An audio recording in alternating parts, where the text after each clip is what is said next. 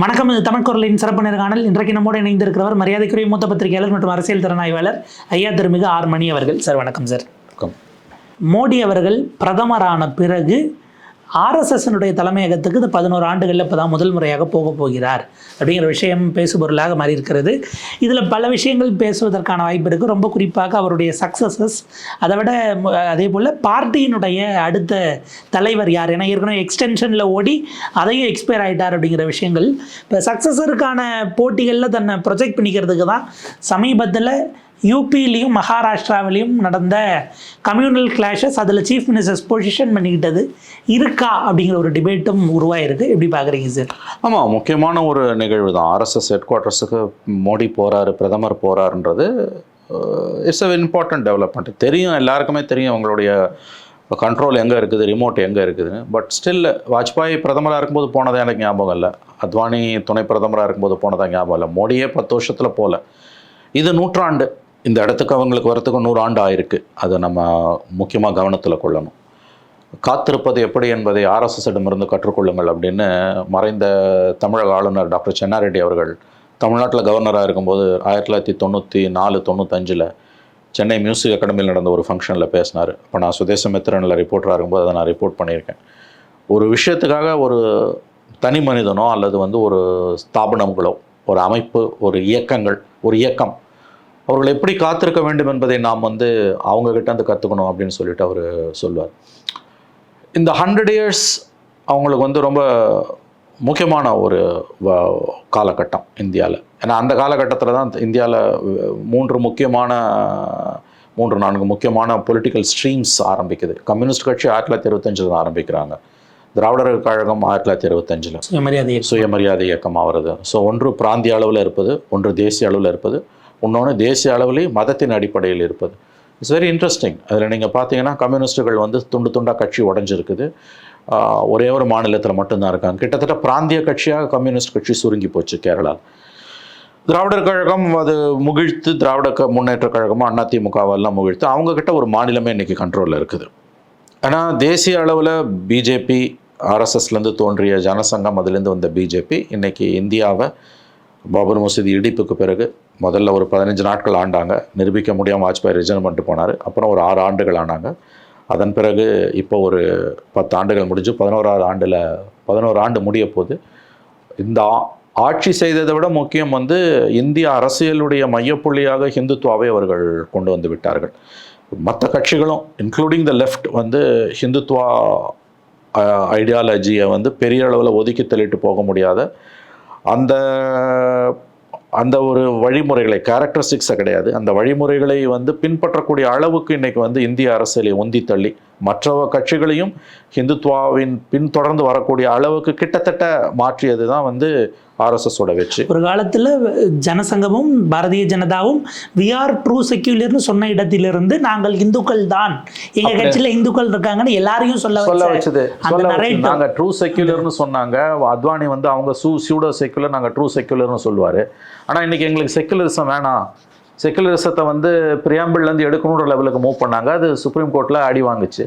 நடைமுறையில் எங்களுக்கு செக்குலரிசமே வேணாம், இது ஹிந்துத்வா கண்ட்ரி தான்னு பேசவே ஆரம்பிச்சிட்டாங்க. மெல்ல மெல்ல இன்னும் அடுத்து பலம் பெற்றார்கள் என்றால் செக்குலரிசம்ன்ற வேடியை கூட நீக்குவாங்க, அல்லது நீக்காட்டி கூட ஒன்றும் பெருசு இல்லை. அவங்க இன்றைக்கி இந்திய அரசியலை ஹிந்துத்வாவை மையமாக வைத்து கொண்டு போக வச்சுட்டாங்கன்றது ரொம்ப முக்கியமான ஒரு விஷயம். அது அவருடைய வெற்றி. ஹென்ரி ஜெஃபர்லே, ஃப்ரெஞ்சு பொலிட்டிக்கல் சயின்டிஸ்ட் ஜெஃபர்லே சொல்கிற மாதிரி, கிறிஸ்டோஃபர் ஜெஃபர்லே சொல்கிற மாதிரி இந்த இடத்துக்கு வரத்துக்கு 100 ஆண்டு ஆயிருக்கு. அப்படி இருக்கும்பொழுது அதனுடைய தலைமையகத்துக்கு பிரதம மந்திரி போகிறார் அப்படின்றது எப்படி பாபர் மசூதி இடித்த இடத்துல ராமர் கோயிலை கட்டி கரெக்டாக போன February 21 ராமர் கோயிலோட அந்த துவக்க விழா, பிரான் பிரதிஷ்டா, கும்பாபிஷேகத்துக்கு நம்ம பாஷையில் சொன்னால் கும்பாபிஷேகம், அந்த கோயில் திறப்பு விழா எப்படி வேணால் வச்சுக்கலாம். அதற்கு பிரதம மந்திரி போனது எப்படி ஒரு மைல் கல்லோ, அதுபோல் ஆர்எஸ்எஸ் தலைமையகத்துக்கு நாக்பூருக்கு மோடி போவது ஒரு மைல்கல். இந்த நாடு ஹிந்துத்துவா நாடு தான், ஹிந்துஸ்க்கான தான் நாடு தான். இது ஹிந்துஸ்க்கு தான் முன்னுரிமை. இது ஹிந்துத்வா தான் எங்களோட அரசியலோட அடித்தளம். என்பதை மீண்டும் ஒரு முறை இந்தியாவுக்கும் இந்த உலகத்துக்கும் பறைசாற்றுவது தான் வந்து மோடியோட விஜயத்தின், மோடியோட பயணத்தின், வருகையின் ஒரு நோக்கமாக இருக்க முடியும். ஏன்னா அது உணர்த்தக்கூடிய செய்தி என்னன்றதான் நமக்கு முக்கியம். இது வந்து ஒரு ஆர்எஸ்எஸ் கவர்மெண்ட்னு ஒரு வெளிப்படையாக சொல்லாத ஒரு ப்ரொக்ளமேஷனாக, it's a proclamation, absolutely you are right. அதாவது இட்ஸ் a proclamation, சரியான வார்த்தை. It's a proclamation, it's a silent proclamation. வார்த்தைகளால் சொல்ல வேணாம், அன்டிக்ளேர்ட் proclamation. இப்போ நீங்கள் பார்ப்பீங்க, அவங்க வந்து நம்ம வந்து இப்போ ஜேர்னலிஸ்டிக் ஃபீல்டில் நம்ம சொல்லுவோம், அதாவது கார்ட்டூன்ஸ் வரைகிறது, ஒரு கேலி சித்திரம் கார்ட்டூன் அல்லது வந்து ஒரு ஃபோட்டோ, அது வந்து 1000 வார்த்தைகளில் 2000 வார்த்தைகளில் நீங்கள் சொல்லக்கூடிய கட்டுரைகளில் சொல்லக்கூடிய செய்தியை வந்து ஒரு கார்ட்டூன் அல்லது ஒரு புகைப்படம் சொல்லிடும். இன்றைக்கி டிஜிட்டல் வேர்ல்டில் வந்து நீங்கள் ஒரு 3000 வார்த்தையில் சொல்லக்கூடிய ஒரு விஷயத்தை ஒரு 10 செகண்ட் வீடியோ சொல்லிடும். அந்த மாதிரி வந்து குறியீட்டு அளவிலேயே வந்து எதுவுமே பிரதம மந்திரி பேச வேணாம். அன்னைக்கு அவர் நாக்பூர் ஆர்எஸ்எஸ் தலைமையகத்துக்கு மோடி உள்ளே போயிட்டு அங்கே ரொம்ப நார்மலாக அவர் இருந்துட்டு வந்தார்னாலே அது வந்து பொதுவான விஷயம். நாங்கள் யாருக்கும் எதிரானவர்கள் அல்ல, இந்தியா வந்து நாங்கள் தான் ட்ரூ செக்யூலர்னு அங்கேருந்து சொன்னால் கூட இட் டசன்ட் மேக் சென்ஸ். அது வந்து it will make sense to those who want sense.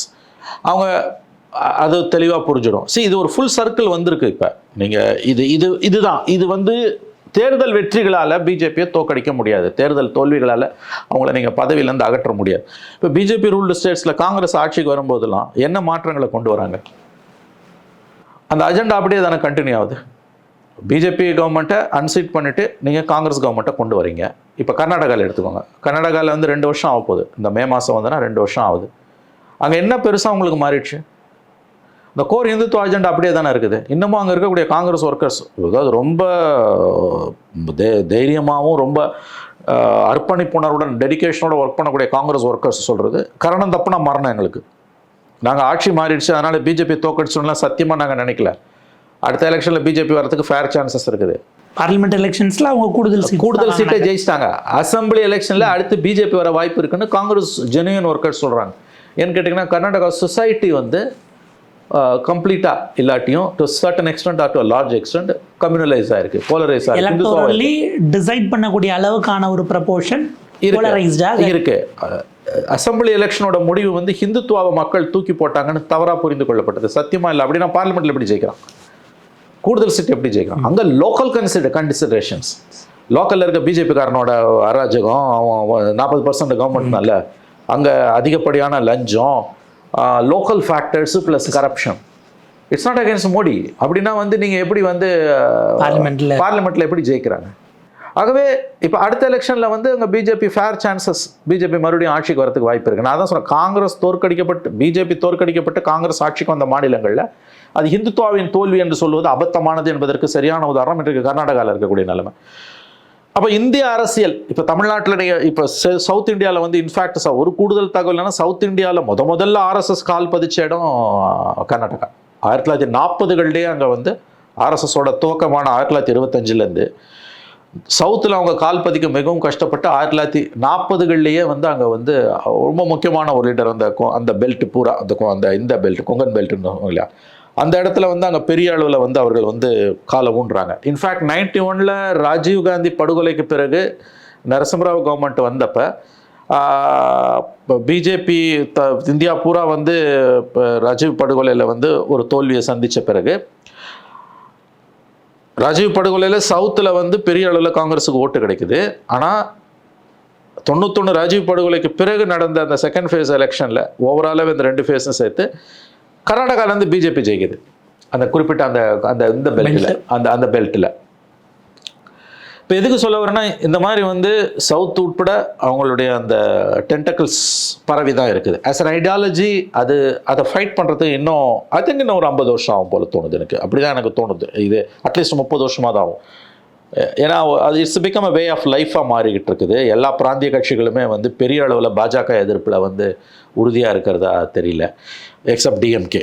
ஏன்னா இங்கே லோக்கல் கன்சிடரேஷன்ஸ் அதிகமாக இருக்குது. நீங்கள் திராவிட முன்னேற்ற கழகத்தை தவிர்த்துட்டு மற்ற எந்த கட்சிகளை பார்த்தீங்கன்னாலும் தேசிய அளவில் left which is decimated completely. அதனால் அதை பேசுகிறதே வேஸ்ட்டு. தேசிய அளவில் லெஃப்ட்டு காங்கிரஸ் இவங்களை தவிர ஒரு ரீஜனல் பார்ட்டின்ற மாதிரியில் பிஜேபி மிக உறுதியாக எதிர்க்கக்கூடிய ஒரே பிராந்திய கட்சின்னா திராவிட முன்னேற்ற கழகம் தான். இந்த பேக்ரவுண்டில் தான் இந்திய அரசியலே முழுக்க வலதுசாரி பக்கம் ஹிந்துத்துவா ரைட் விங்காக டில்ட்டாக இருக்கக்கூடாது. டில்ட் இல்லை, clear shift it's not tilt, it's shift. இந்த ஷிஃப்டாக இருக்குது. இந்த ஷிஃப்ட்டில் வந்து பிரதம மந்திரி நாக்பூருக்கு போனால் என்ன, போவாட்டி என்ன? அவர் ராமர் கோயிலுக்கு போயிட்டு வந்தப்பயே முடிஞ்சு போச்சு உங்களுக்கு. இப்போ நாக்பூருக்கு போகிறது மூலமாக தெளிவாக வந்து அது வந்து உங்களுக்கு வந்து இன்னமும் எஸ்டாப்ளிஷ் ஆகுது. அவங்களுக்கு டிஃபீட் வரும்போதெல்லாம் மோர் அக்ரஸிவ் இந்துத்வாவை தான் கையில் எடுப்பாங்க. ஏன்னா lighter weight Hindutva, soft Hindutva வந்து வெற்றியை கொடுக்காது. அக்ரஸிவ் இந்துத்வா தான் வெற்றியை கொடுத்துருக்குன்றது இப்போ சமீப நாட்களாக நமக்கு கிடைக்கக்கூடிய உண்மை. அப்படி இருக்கும்பொழுது அவர்கள் வந்து அவ்வளவு சுலபமாக வந்து அதிலேருந்து மீள மாட்டாங்க. உத்தரப்பிரதேசில் நடந்தது, இப்போ மகாராஷ்டிராவில் நாக்பூரில் நடக்கிறது, இது எல்லாத்தையும் வச்சு நீங்கள் பார்க்கும்பொழுது நிச்சயமாக வந்து மோடியோட விசிட்ன்றது வந்து நாக்பூருக்கு மோடியோட விசிட்ன்றது பிஜேபிக்கு, ஹிந்துத்வா ஃபோர்ஸஸுக்கு ஒரு மிகப்பெரிய ஒரு பலத்தை கொடுக்கும். அவங்கள பொறுத்த வரைக்கும் அப்போசிஷனுக்கு, செக்யுலர் ஃபோர்ஸஸுக்கு it's a very very very strong challenge. நீங்கள் 5 சீட்டு 10 சீட்டு உங்களுக்குள்ளே அடிச்சுக்கிட்டு உங்களுக்குள்ள ஒற்றுமை இல்லாமல் போய் இந்தியா பிளாக்ன்றது வெறும் பார்லிமெண்ட் எலெக்ஷனுக்கு மட்டும்தானே பிரகாஷ் கராத்தை சொல்கிறாரு. இது வெக்கங்கட்ட பேச்சு. வெறும் எலெக்ஷனில் நின்று நீ பிஜேபியை தோக்கடிக்க முடியாது. நீ கேரளாவில் குறுநில மன்னனாக இருப்ப, அங்கே வந்து யாரையும் நீ கிட்ட சேர்த்துக்க மாட்டேன். ஆனால் மற்ற ஊர்லெலாம் உன்னை மற்றவங்க சேர்த்துக்கணுன்னு உன்னை எப்படி சேர்த்துப்பாங்க? இது தேர்தல் வெற்றி சம்மந்தப்பட்டது கிடையாது. இது ஒரு சித்தாந்த போர். வெஸ்ட் பெங்காலில் வந்து நீங்கள் வந்து டெசிமேட் ஆகி கிடக்கிற லெஃப்ட்டு, நீங்கள் வந்து அங்கே வந்து பிஜேபி வளர்ந்துக்கிட்டு இருக்குது. திரிணாமுலாவில் அவங்களால தான் பிஜேபியோட குரோத்தை தடுக்க முடியுதே தவிர லெஃப்டால் தடுக்க முடியல. எந்த லெஃப்ட்? 34 வருஷம் ஆட்சி இருந்த லெஃப்ட். அப்போ இந்தியா கூட்டணின்ற அந்த முயற்சி, the very attempt, that experiment, அது வந்து வெறும் லோக்சபா எலெக்ஷன் தான்ன்றது ரொம்ப ரொம்ப ரொம்ப என்னை பொறுத்த வரைக்கும் வெட்கக்கேடான ஒரு ஸ்டேட்மெண்ட், பிரகாஷ் கராத்தோட ஸ்டேட்மெண்ட்டு. எலெக்ஷன் டைமில் மட்டும், during the Lok Sabha elections, electoral understanding மூலமாக எலெக்ஷன் டைமில் மட்டும்தான் இந்தியா கூட்டணினா என்ன சார் அர்த்தம்? Seat share. அழகாக சொன்னீங்க. எனக்கு நான் நினச்சா சொல்லிட்டீங்க, எங்களுக்கு பரவர சக்தி. சீட் ஷேர், எனக்கு 10 உனக்கு 3 எனக்கு 5, இதை கை போட்டு இதில் மாடு வியாபாரம் பண்ணுற மாதிரி, அந்த மாதிரி வந்து சீட் ஷேரிங்கில் மூலம் நான் பிஜேபியை வீழ்த்துறோன்னு நினைக்கிறத விட கேவலமான புத்தி எதுவுமே இருக்கும். இதுக்கு தான் பெரிய மார்க்சிஸ்ட் ஆனீங்களாம். இதுக்கு தான் உன் ஐடியாலஜி உனக்கு சொல்லிக் கொடுக்குது. எவ்வளவு தூரம் இவர்கள் போலியானவர்கள் என்பதற்கு பிரகாஷ் கராத்தோட ஸ்டேட்மெண்ட், ஒரு மார்க்சிஸ்டுகளோட ஸ்டேட்மெண்ட் ஒரு ஒரு ஒரு சரியான உதாரணம். நீ எலெக்ஷன் டைமில் ஏற்படுத்திக்கிற அந்த தொகுதி உடன்பாடுகளால், தொகுதி உடன்பாடுன்ற கான்செப்டை வச்சு இந்துத்வாவை வீழ்த்திட முடியுமா? இன்னைக்கு அது விஸ்வரூபம் எடுத்து நிற்க. எந்த ஒரு சித்தாந்தத்தையுமே ரொம்ப அழகாக சொன்னீங்க, ரொம்ப அழகாக சொன்னீங்க. எந்த ஒரு சித்தாந்தத்தையுமே தொகுதி உடன்பாடு மூலமாக நீ வீழ்த்த முடியுமா? அதுவும் 11 ஆண்டுகள் அவர்கள் நன்றாக காலை ஊன்றி வேர்களை மிகப்பெரிய அளவில் விரித்த பிறகு தேர்தல் உடன்பாடுகள் மூலமாக நீ எப்படி அந்த அந்த அந்த சித்தாந்தத்தை வீழ்த்த? It's an ideology. இது தனிநபர் அல்ல. ஐடியாலஜி தான் மோடியை உருவாக்குது. எப்படியோ மோடி வந்து பிஜேபியை உருவாக்கல. இதை புரிஞ்சுக்கணும். அன்னைக்கு வாஜ்பாய் தலைவர், இன்னைக்கு மோடி தலைவர். தனிநபர்கள் அல்ல. அவர் சாஃப்ட், இவர் ஹார்ட் லைனா, அன்னைக்கு சாஃப்ட் லைன் தேவைப்பட்டது, அவர் சாஃப்டாக இருந்தார். இன்னைக்கு ஹார்ட் லைன் தேவைப்பட்டது, ஹார்ட் லைன். நாளைக்கு இதை விட மோசமான ஹார்ட் லைனர் வருவான். ஏன்னா அது அந்த பீக்குக்கு போல. இப்போ மோடியினுடைய சக்ஸஸராக இருக்கக்கூடிய ஃபேஸஸ் அப்படின்னு பார்த்தா அந்த பொசிஷன் நீங்கள் நோக்கி பிஜேபிக்கு இன்டர்னல் வேலைகள் நடக்கிறதா? ஏன்னா வாஜ்பாய்க்கு பிறகு அத்வானிக்கு ஒரு சான்ஸ் பிஎம் கேண்டிடேட் போன மாதிரி மோடிக்கு பிறகு அமித்ஷாவுக்கு போகலாம் அப்படின்னு ஒரு ஸ்கூல் ஆஃப் தாட் இருக்குது. சில ப்ரைவேட் ஏஜென்சிஸ் அவங்க ஓட்டிங் எல்லாம் எடுத்தாங்க அப்படிங்கிற மாதிரி இருக்குது. இப்போ யோகி அவர்கள் 27 தான் அவருக்கு எலெக்ஷன். ஆனால் இப்போ இந்த ஹோலி ப்ரொசஷன்ஸில் மசூதிகளை முழுக்க தார்பாய் போட்டு முடியதாகட்டும், மகா கும்ப மேளாவாகட்டும், அவரை கிளைம் பண்ணுறது அப்படிங்கிறது, நீங்கள் அவுரங்கசீப்பு இல்லை வெளிநாட்டிலேருந்து வந்தவங்களுக்கான லெகசிஸை இங்கே எடுக்கணும்னு நினைக்கிறவங்கள வேரோட அறுக்கணும் அப்படின்னு அவர் பேசுகிறார். இந்த பக்கம் நாக்பூரில் இப்போ நடந்த விஷயங்கள்ங்கிறது ஃபட்னாவிஸ்கான பொசிஷன். ஏன்னா எலெக்ஷன் முடிஞ்சு போச்சு, இப்போ தான் நீங்கள் ஆட்சிக்கே வந்திருக்கிறீங்க, உங்களுக்கு பொலிட்டிக்கல் எலக்டோரல் கம்பல்ஷன் கிடையாது. அப்போ இவங்களுடைய அந்த பல்ஸை நம்ம எப்படி பார்க்க வேண்டியிருக்கு? ஆமாம், இன்றைக்கி மகாராஷ்டிராவில் நடந்தது ரொம்ப இன்ட்ரெஸ்டிங்கான டெவலப்மெண்ட். ஃபட்னாவிஸுக்கு ஒரு மாடர்ன் அவுட்லுக் இருக்குது, யோகி ஆதித்யநாத்துக்கு ஒரு ரக்கட் அவுட்லுக் இருக்குது. ரொம்ப எப்படி சொல்கிறது, ஒரு நான் மாடர்ன் அவுட்லுக்குன்னு சொல்லலாம். சரியான வார்த்தை ரக்கடுக்கு தமிழ் எனக்கு தெரியல. இவ்வளோ நாள் இந்த பிரச்சனை இருக்குது, அவுரங்கசீப்பு கல்லறையை நகர்த்தணுன்னு. பட் திடீர்னு அதை பெருசுப்படுத்தி அதை போய் உடைக்கிற லெவலுக்கு போய், நல்ல வேளையாக உயிர் இழப்புகள் இல்லை. ஆனால் 3 நாள் பற்றி எரிஞ்சது. உங்களுக்கு கர்ஃப்யூ போட்டாங்க. அவர் சொல்கிறாரு, இது எனக்கு வெட்கக்கேடான விஷயம், ஆனால் என்னால் ஒன்றும் பண்ண முடியாது, ஏஎஸ்ஐ கண்ட்ரோலில் இருக்குது, அதை லீகலாக தான் அதை நகர்த்த முடியும் அப்படின்றாங்க. அந்த இஷ்யூவை கிளப்புறாங்க.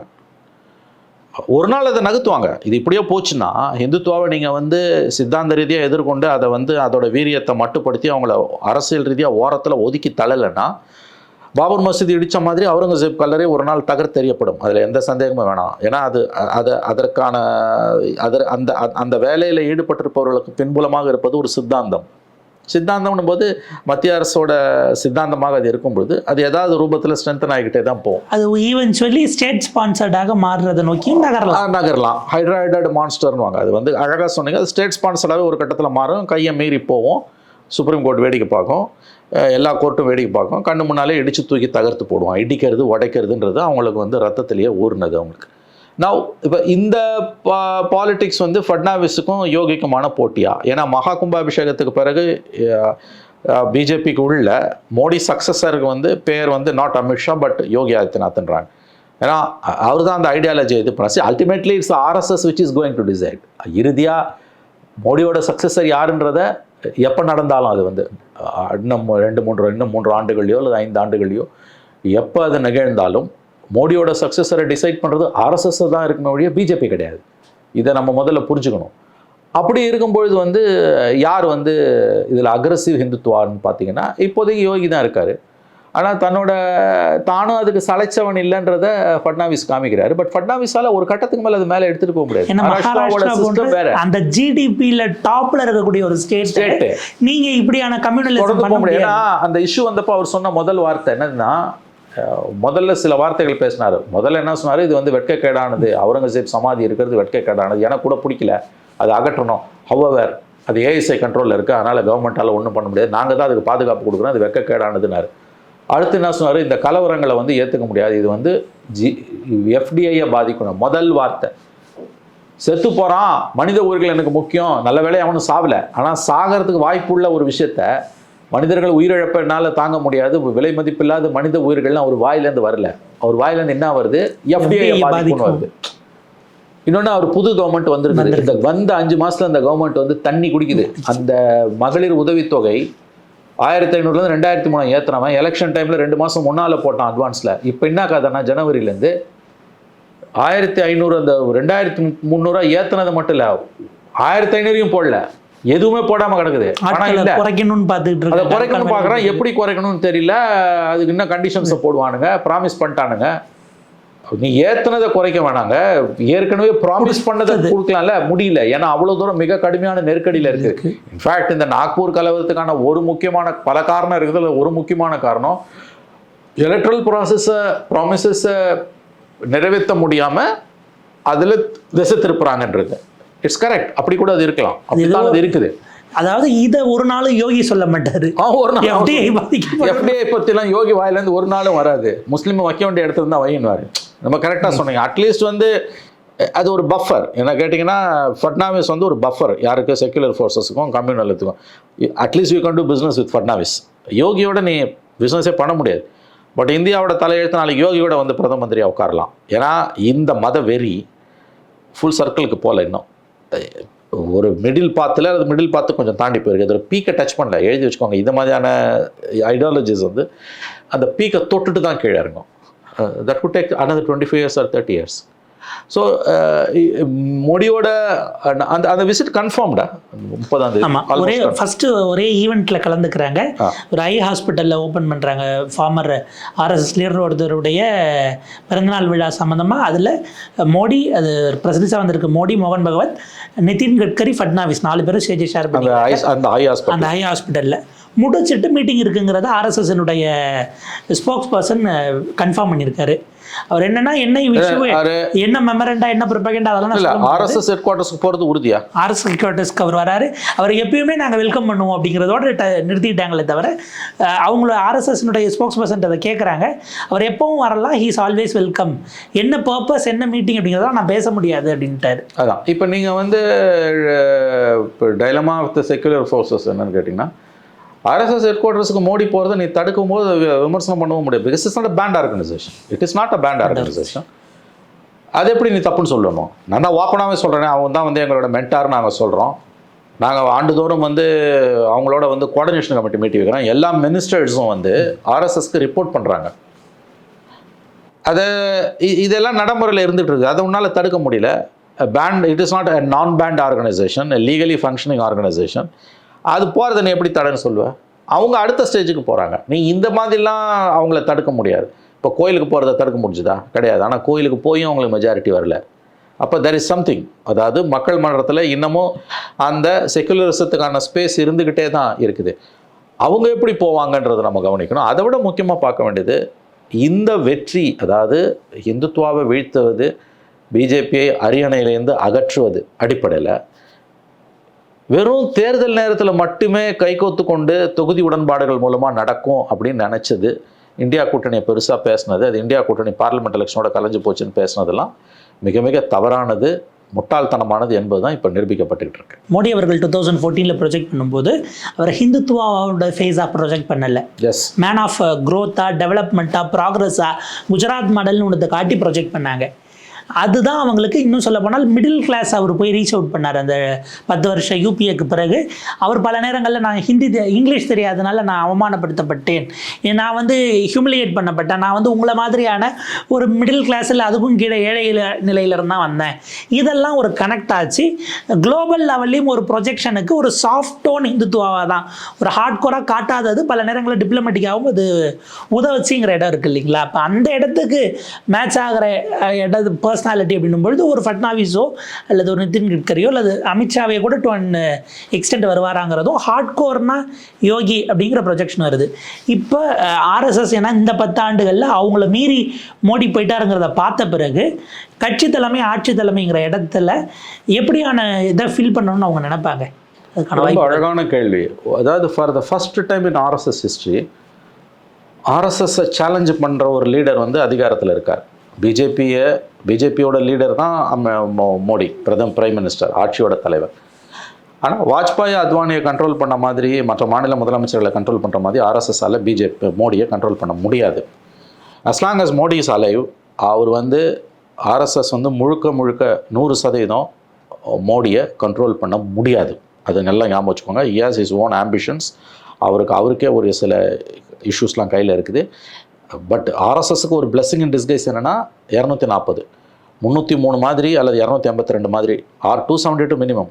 272 தனியாக இருந்திருந்ததுன்னா மோடி இன்னமும் ஆர்எஸ்எஸ்ஸை சைட்லைன் பண்ணியிருப்பார். இப்போ 30 குறைஞ்சது தான் வந்து அவர் ஆர்எஸ்எஸ்ஸை டிபெண்ட் பண்ண வச்சுருக்குது. பட் ஸ்டில் எவ்வளவுதான் அந்த ஐடியாலஜி வந்து ஆர்எஸ்எஸோட ஐடியாலஜி பிஜேபியை கண்ட்ரோல் பண்ணுது, பிஜேபி கவர்மெண்ட்டை கண்ட்ரோல் பண்ணுதுனாலும் 100% அது மோடியை கண்ட்ரோல் பண்ணலை. Modi has some independent space to manoeuvre. இது நல்லா புரிஞ்சுக்கணும் நீங்கள். இது சரியாக தமிழில் எனக்கு எப்படி சொல்கிறதுன்னு தெரியல.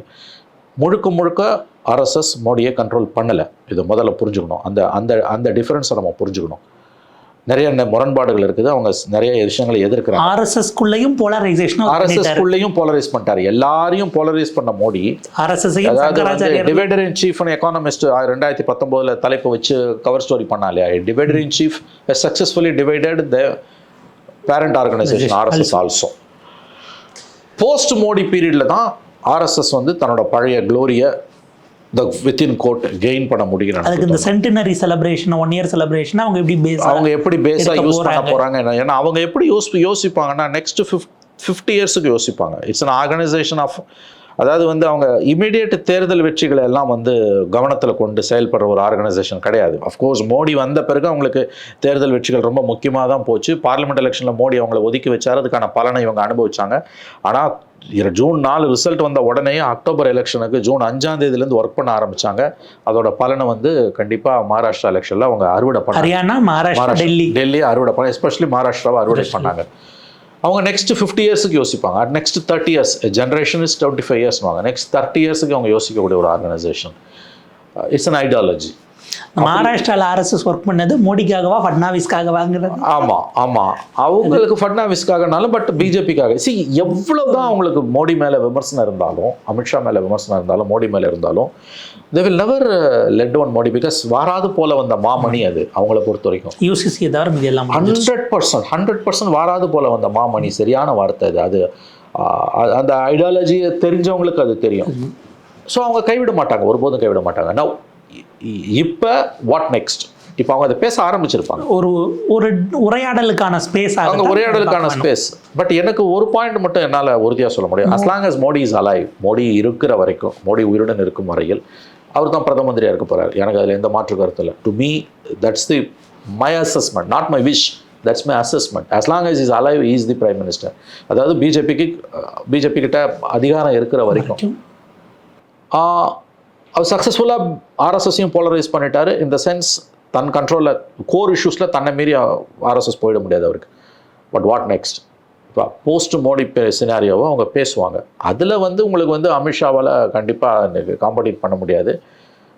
யோகி ஆதித்யநாத் ஆர் ஃபட்னாவிஸ், அதை நோக்கி தான் அது போவோம். பட் எல்லாத்துக்கும் ஒரு டிக்ளைனும் உண்டு, அதையும் நீங்கள் ஞாபகம் வச்சுக்கோங்க. ஏன்னா இன்றைக்கி ஆர்எஸ்எஸோட சித்தாந்தம் எவ்வளோ தான் பவர்ஃபுல் எல்லாம் இருந்தாலும் ஒன்று மறந்துடாதீங்க, இந்த அவங்க மகாராஷ்டிராவில் ஜெயித்தது, ஹரியானாவில் ஜெயித்தது, இப்போ ஜார்க்கண்டில் ஜெயித்தது எல்லாம் நீங்கள் என்ன தான் சொன்னீங்கன்னாலும் இன்னைக்கு இந்த 11 வருஷமாக ரிப்பீட்டட் விக்டரிஸுக்கு காரணம் 2 பேர், ஒன்று மோடி, ஒன்று அமித்ஷா.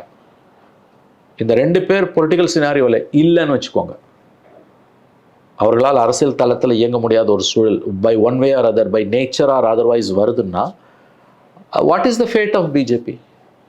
என்னதான் ஐடியாலஜி ஸ்ட்ராங்காக இருந்தாலும் ஏன்னா எ பர்சன் லைக் அமித்ஷா, அதாவது வந்து எலக்ட்ரல் பாலிட்டிக்ஸில் இஸ் அ மாஸ்டர். உங்களுக்கு வந்து கேண்டிடேட்ஸை போடுறது, சீட் அரேஞ்ச்மெண்ட்ஸ் பண்ணுறது, உள்ளூர் லோக்கல் இஷ்யூஸை கையில் எடுக்கிறது, கலவரங்களை தூண்டுறது, இஷ்யூஸை கட்சிகளை உடைக்கிறது, ரெசார்ட் பாலிட்டிக்ஸ் எல்லாத்திலுமே வந்து சாமதான பேத பண்டம். அதாவது வந்து எம்பாடிமெண்ட் ஆஃப் சாணக்கியா, அப்படி தான் நம்ம இதை சொல்லணும். அவர் ஒன்று, மோடி ஒன்று, 2 பேர் தான். பட் இது வந்து யாருமே 100 வருஷம் வாழ போகிறது கிடையாது. No one is indispensable, nothing is indispensable, no one is inevitable, nothing is indispensable வாங்க. அந்த மாதிரி வந்து உங்களுக்கு வந்து நோ ஒன் இஸ் இன்டிஸ்பென்சிபிள், இவன் தான், இது இல்லைனா வாழ்க்கை எதுவுமே கிடையாது. ஆனால் இன்றைக்கி இந்த 2 பேரால் தான் உங்களுக்கு இங்கே நிற்குது. இந்த 2 பேரை நீங்கள் நகர்த்திட்டு பார்த்தீங்கன்னா வாட் இஸ் பிஜேபி? அப்போ downfall at some point of time start ஆகும். பட் அதுக்கு முன்னால் அவங்க அடிக்குவேட் டேமேஜை பண்ணிவிடுவாங்க.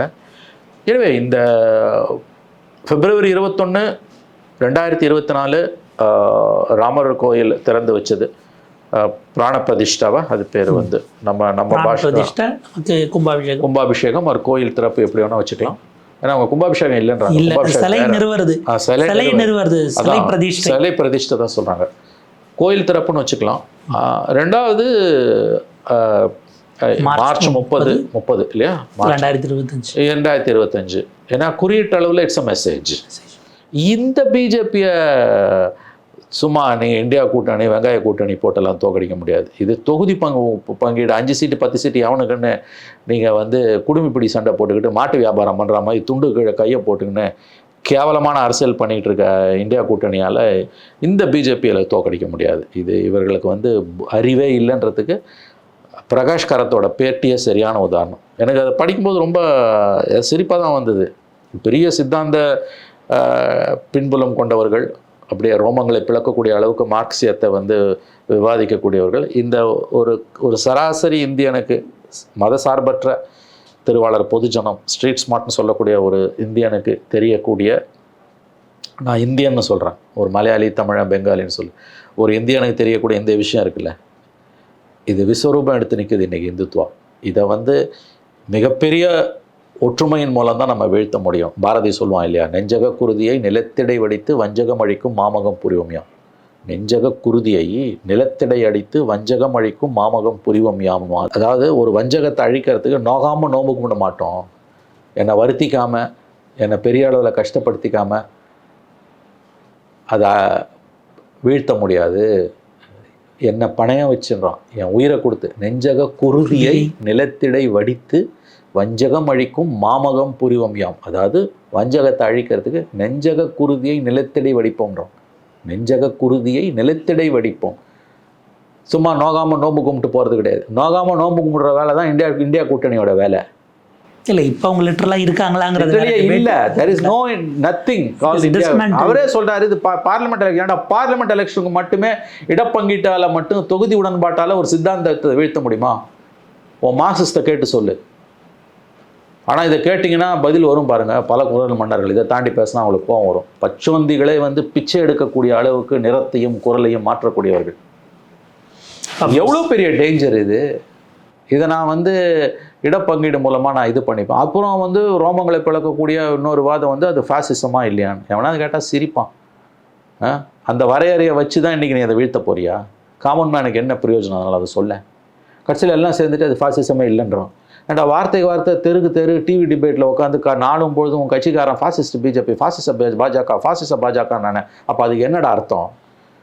உண்மையான ஃபாசிசம் வரும்போது அதுக்கு பேரே இல்லாமல் போயிடும். அதனால் அந்த டேர்மை ரொம்ப லூஸாக யூஸ் பண்ணாதீங்கன்னு சொல்கிறதுக்கு, அப்படி சொல்கிறவங்க மேலே பாஞ்சு போராண்டக்கூடியவர்கள் இன்றைக்கி எங்கே வந்து நிற்கிறாங்க? இல்லை, நான் எதுக்கு இதெல்லாம் சொல்லனா, உங்கள் எதிரியோட விஸ்வரூபம் ஒரு பெரிய அளவில் சித்தாந்த பின்புலம் இல்லாத, மார்க்சிய அறிவு இல்லாத ஒரு சாமானியனுக்கு தெரிஞ்ச அளவு கூட உங்களுக்கு இல்லையே, அந்த வருத்தத்தில் வர பேச்சு தான். பார்ப்போம் சார், ஒரு விரிவான உரையாடல். இது அடுத்தடுத்த கட்டங்களுக்கு எப்படி போகுதுன்னு பார்ப்போம். உங்கள் நேரத்துக்கும் கருத்துக்களுக்கும் நன்றி சார். நன்றி.